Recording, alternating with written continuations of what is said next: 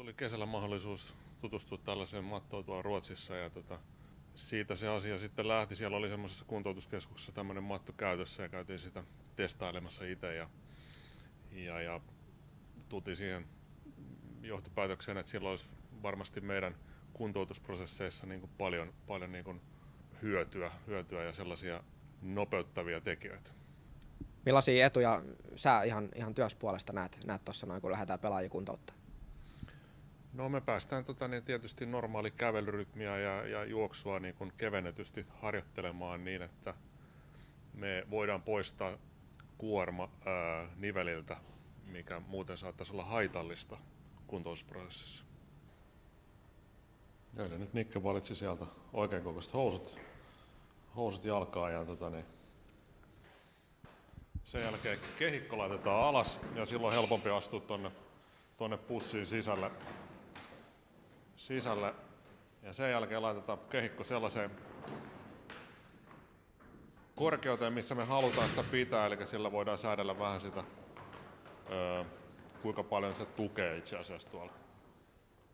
Vetoketju kiinni, että saadaan tuosta pussista ilma tiivis ja päästään kalibroimaan laitetta. Eli nyt se laite työntää ilmaa ton pussin täyteen ja mittaa samalla kaverin painon siellä ja sillä saadaan toi kevennyssysteemi aikaan. Ja nyt laite on valmiina käytettäväksi, eli saadaan niin kuin toimimaan periaatteessa samalla kuin normaali juoksumatto, mutta siellä on tuo kevennysefekti nyt käytössä. Nyt Niklas laittoi sinne, niin että hän keventi 20% omaa painoa ja lähdetään juoksemaan 10 kilometrin tuntinopeudella. Ja samalla laitetaan vielä 8 astetta kulmaa.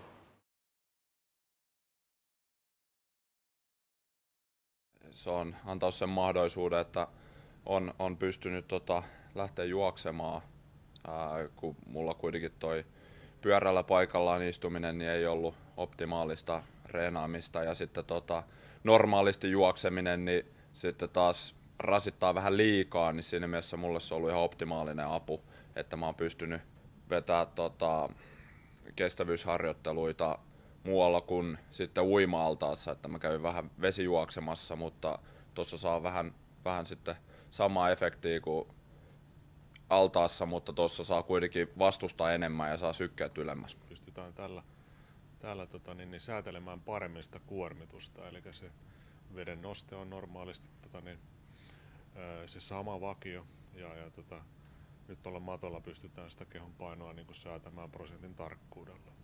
Pystyykö sitä jotenkin kuvailemaan, vähän yrittää kertoa tavallaan katsojille, että mitkä ne tuntemukset on? No siis onhan se just se, että kun se on kevennetty, se niinku polvet, nivelet, lonkat sun muut, niin ei ole niin raskas. Että se, että sitten kun me kuitenkin ollaan pystytty vauhtia lisäämään ja sitä kulmaa lisäämään, niin mä oon saanut sykkeet ylös, että mä oon saanut hyviä reenejä, mutta kuitenkin, että se on niinku, ei ole rasittanut mun kroppaa liikaa. Että itselleen se on myös ollut siinä mielessä kiva homma, kun mä tykkään juosta, että kesällä mä juoksen paljon pitkiä lenkkejä, niin se, että nyt kun ei vaan mullakin kuitenkin elopaino on 95 kiloa, niin se on aika kova mun niin kuin kropalle viedä eteenpäin, niin se, että sit pystyy keventämään sitä tolla tavalla ja mä pystyn juoksemaan pitkiä matkoja ilman, että sitten niin kuin tulee takapakkiin kuntoutuksessa, niin se on ollut erittäin loistava. No se on periaatteessa omiaan kaikissa alaraa ja alaselkä, lantio alueen niin kuin ongelmissa ja vaivoissa, leikkauksen jälkeisissä tiloissa tai sitten ihan muuten konservatiivisessa hoidossa, missä vammaa lähdetään hoitamaan.